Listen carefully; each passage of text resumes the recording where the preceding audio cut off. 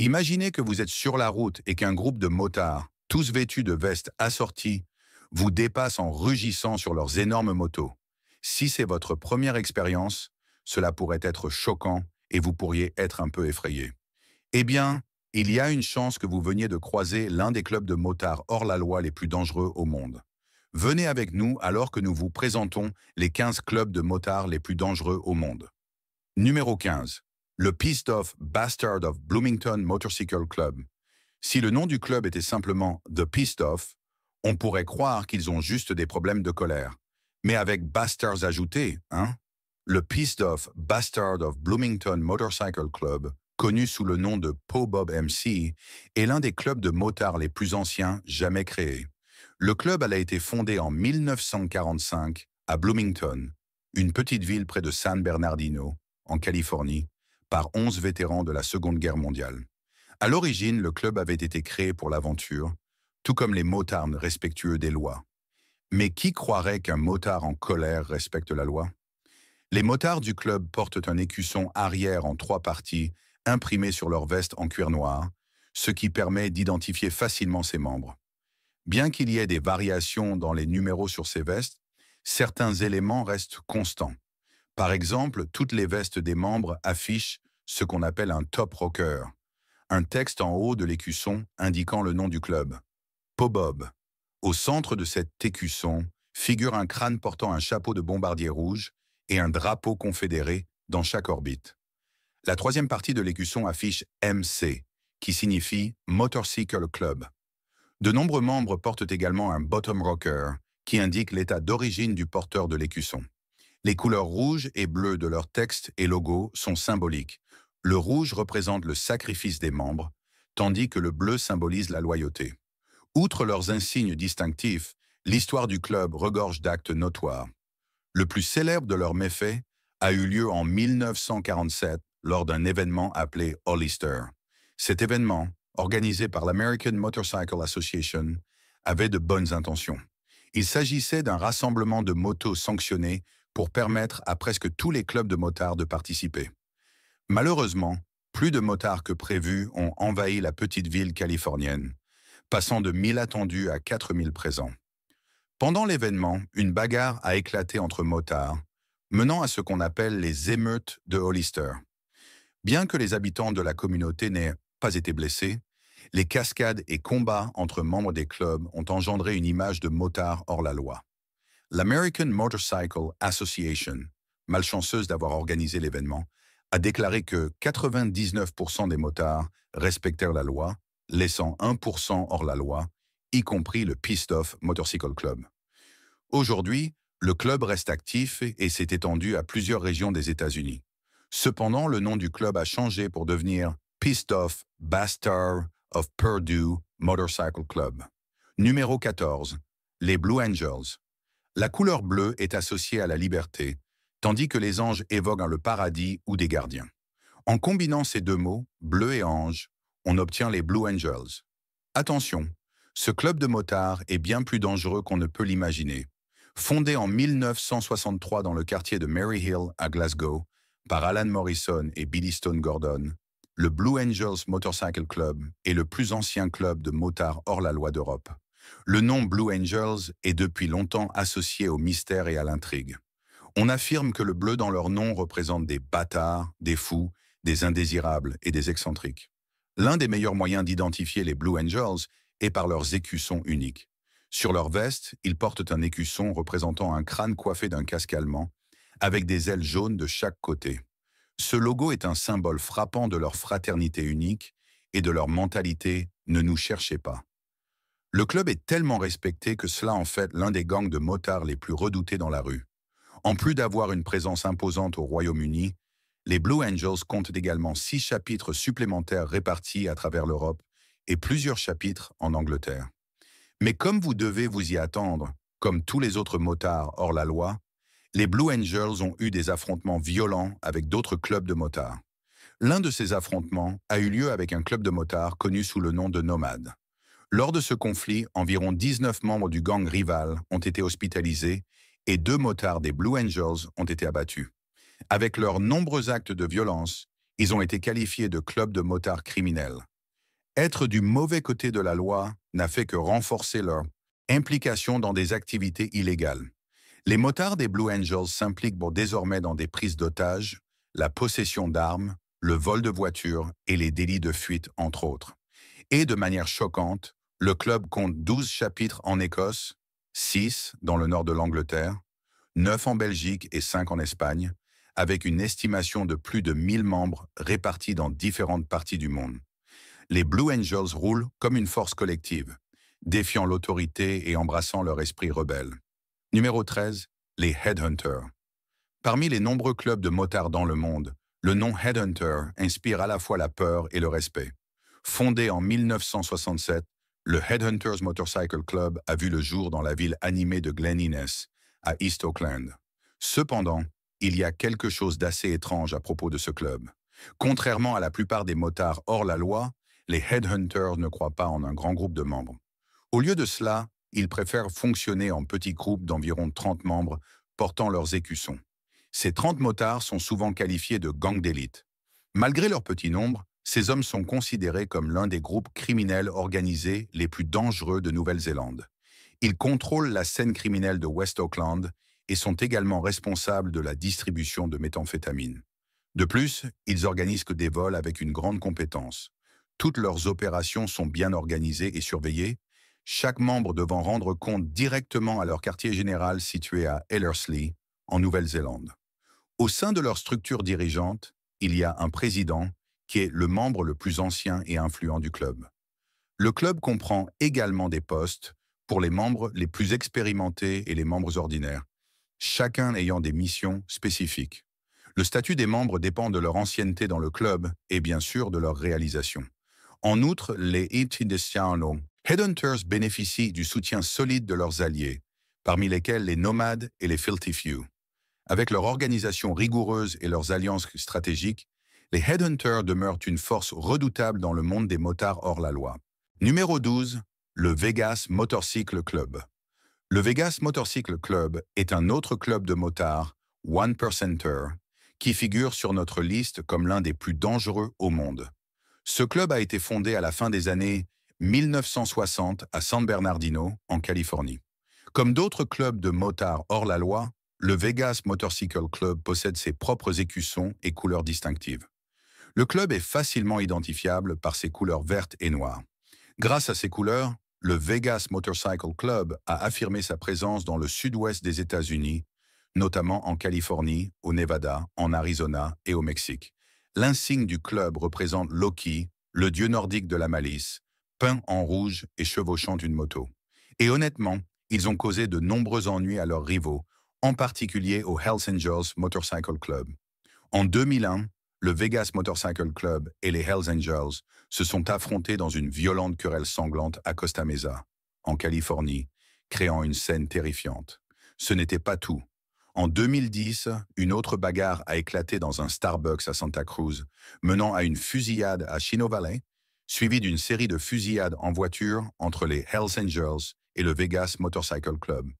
Bien que les affrontements aient diminué, ces tensions persistantes ont renforcé la réputation du Vegas Motorcycle Club en tant qu'organisation opposée au système établi.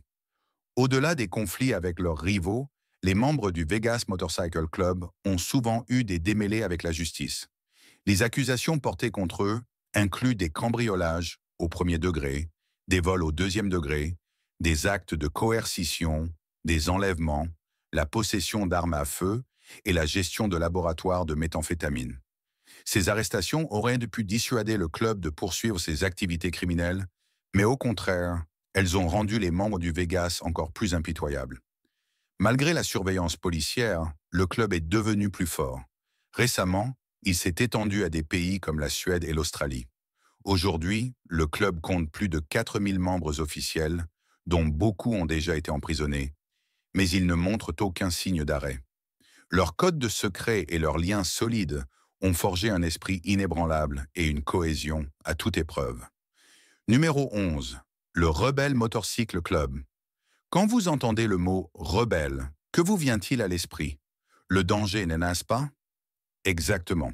C'est pourquoi le Rebel Motorcycle Club, un club de motards hors la loi, a acquis une réputation notoire en tant qu'une des organisations de motards les plus redoutables et dangereuses d'Australie. Fondé en 1969 par Clint Jacks à Brisbane, dans le Queensland, ce club arbore un insigne iconique représentant un drapeau confédéré, un crâne coiffé d'un chapeau et un écusson de One Percenter. Les rebelles possèdent un vaste réseau de près de 70 chapitres et plus de 1000 membres et associés dans tout le pays, ce qui en fait le plus grand club d'Australie. Avec les implications présumées de ses membres dans diverses activités criminelles, il ne fait aucun doute que ce club est un véritable foyer de danger. En fait, leurs crimes ont tellement alarmé le gouvernement et les autorités australiennes que le club a été classé comme une organisation criminelle. Lors d'une opération de police dans des clubhouses des rebelles en 2009, les autorités ont découvert des stocks massifs de drogue, y compris de la méthamphétamine, de l'héroïne et de la cocaïne. En plus de cela, des armes à feu, des biens volés et des véhicules volés ont également été saisis, conduisant à l'arrestation de plusieurs membres. Ces activités ont sans aucun doute contribué à l'image des rebelles comme un club de motards extrêmement dangereux, suscitant des inquiétudes pour la sécurité publique et nationale. Malgré ces classifications officielles, le Rebel Motorcycle Club revendique son identité comme un groupe de passionnés de moto plutôt que comme un gang. Ils mettent en avant leur esprit de fraternité, insistant sur la camaraderie entre les membres et leur passion partagée pour les motos comme piliers centraux de leur existence. Cependant, les associations sombres du club et leurs implications criminelles présumées ne peuvent être ignorées, donnant une image complexe et intrigante d'une organisation à cheval entre les passionnés de moto et les hors-la-loi. Numéro 10, le Rock Machine. Parmi les clubs de motards les plus redoutables et ceux qui inspirent la peur, le Rock Machine Motorcycle Club se démarque. À ses débuts, le club utilisait une bague rare comme moyen d'identifier ses membres, avec le nom du club soigneusement gravé dessus. Cela donnait au Rock Machine une apparence plus professionnelle que les autres clubs hors la loi.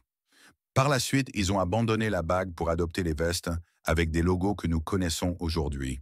Fondé en 1986 à Montréal, au Québec, le Rock Machine est un club de motards hors la loi international.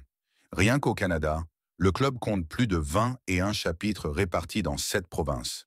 Il dispose également de 11 chapitres aux États-Unis et contrôle 11 autres chapitres en Australie.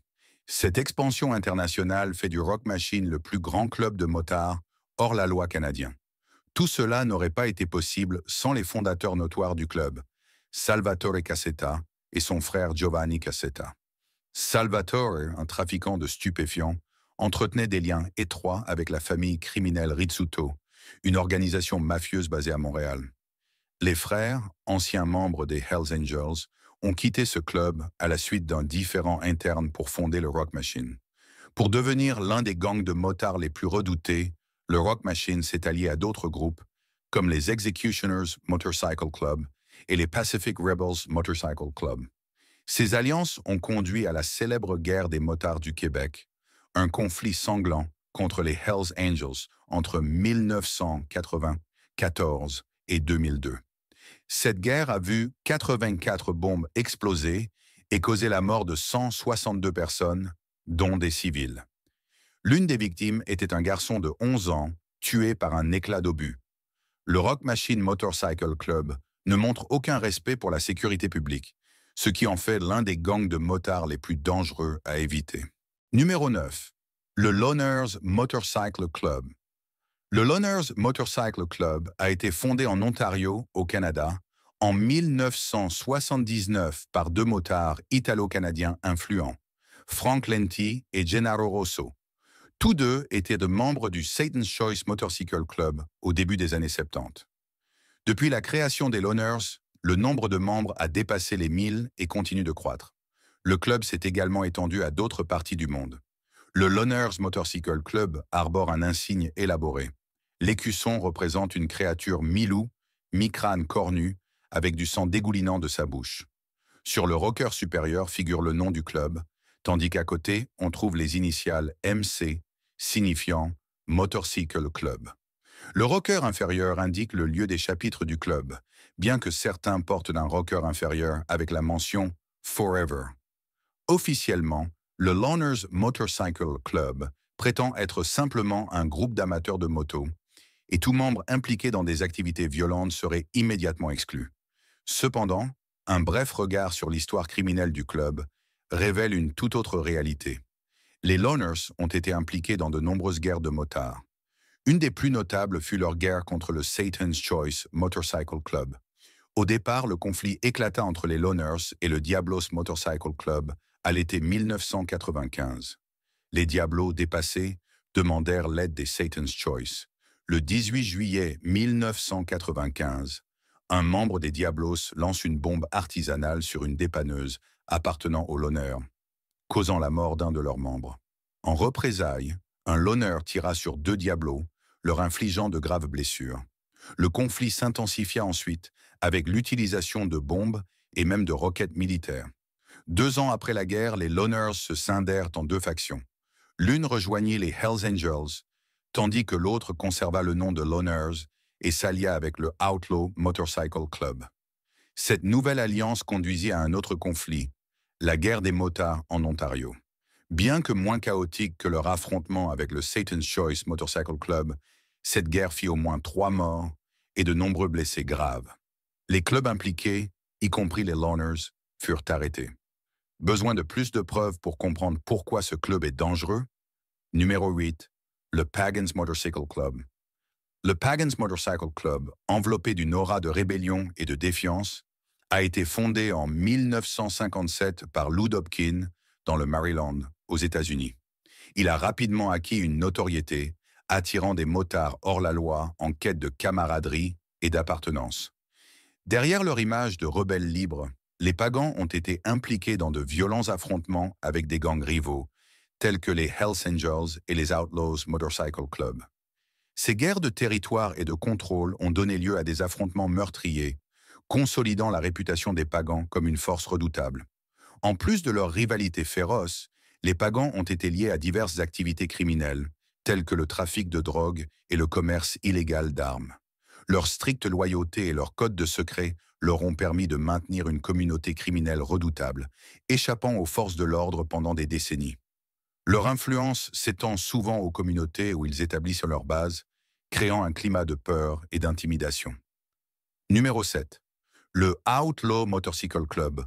Fondé en 1935 dans l'ambiance enfumée du bar Matildas sur l'ancienne route 66 à McCook, Illinois, le Outlaws Motorcycle Club est un symbole de rébellion et de non-conformité.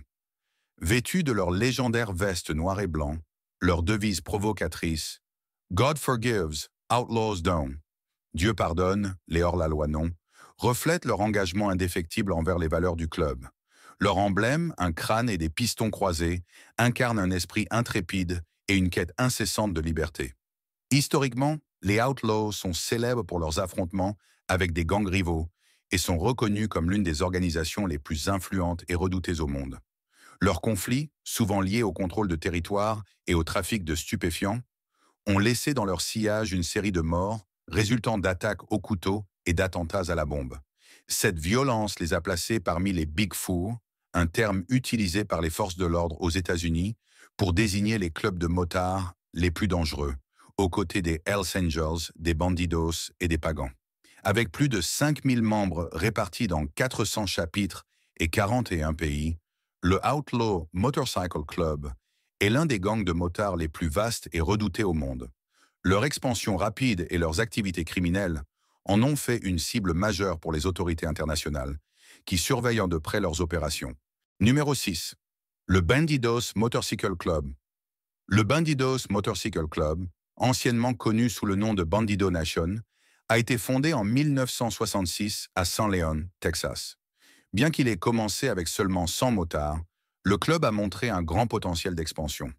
Aujourd'hui, on estime que le club compte entre 2000 et 2500 membres. Les Bandidos sont présents dans plus de 22 pays, ce qui en fait l'un des plus grands clubs de motards au monde. Le fondateur du club est Donald Eugene Chambers, un ancien marine américain, motard hors la loi et gangster, symbole de dangerosité. En 1972, Donald a été condamné pour le meurtre de 2 trafiquants de drogue. Il aurait nommé le club en l'honneur des bandits mexicains qu'il admirait, ces hors-la-loi vivant selon leurs propres règles. L'objectif de Donald était de créer un club de motards où les membres vivraient selon leurs propres normes. Le symbole distinctif du club reflète cette philosophie. Une caricature de bandit mexicain portant un sombrero, une épée dans une main et un pistolet dans l'autre. Symbole clair qu'il ne faut pas provoquer les bandidos. Leur slogan « Nous sommes ceux dont nos parents nous ont mis en garde » illustre bien leur mode de vie notoire. Les activités illicites des bandidos sont rigoureusement coordonnées depuis la direction. À leur tête se trouve le président international, connu sous le nom de El Presidente, qui exerce une autorité sur tous les chapitres du club. Les chapitres nationaux sont dirigés par des vice-présidents régionaux et un président national. En général, tous les chapitres sont impliqués dans des activités criminelles telles que le trafic de drogue, le commerce d'armes, l'extorsion, le blanchiment d'argent et la détention d'otages. Numéro 5. Le Warlocks Motorcycle Club. Le Warlocks Motorcycle Club est un club de motards one-percenter, c'est-à-dire un club notoire qui va à l'encontre des normes sociétales. Fondé en 1967 par d'anciens marins dirigés par Tom Grubb Freeland, il visait initialement à promouvoir la fraternité et un mode de vie libre.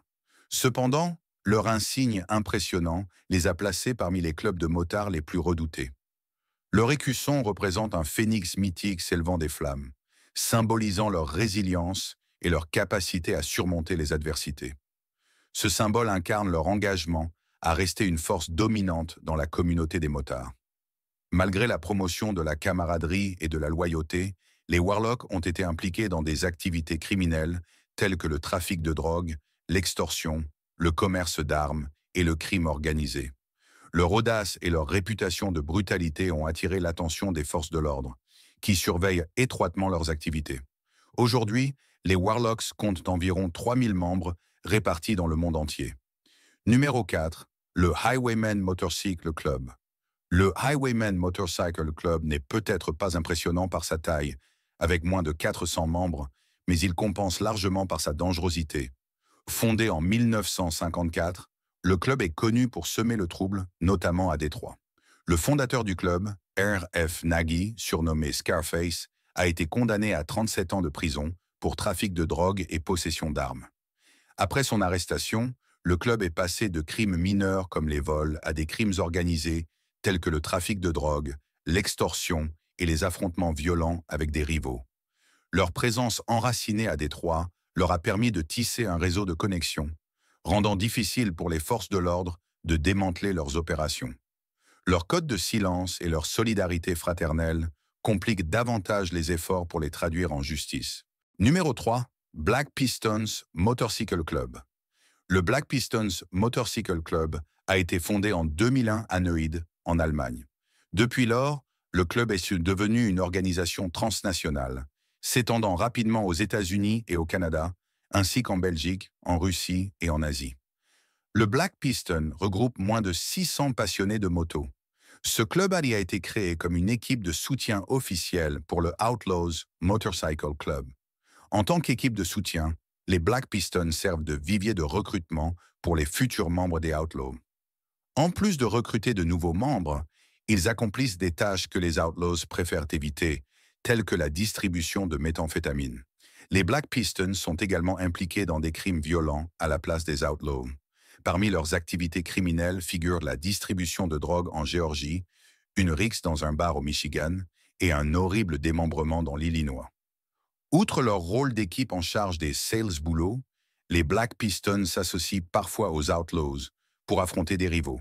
Cela les place en opposition avec des clubs de motards hors la loi tels que les Mongols, les Bandidos, les Pagans et les Highwaymen. Bien qu'ils soient plus petits en taille que d'autres clubs notoires, leur impact dans le monde des gangs de motards est significatif. Leur histoire marquée par des activités criminelles, de vastes enquêtes et des arrestations majeures en fait, l'un des clubs de motards les plus dangereux. Numéro 2. Cossack Motorcycle Club.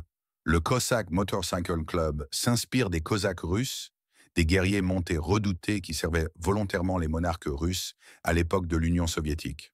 Contrairement aux Cosaques russes qui montaient à cheval, les Cosaques du Motorcycle Club roulent à moto.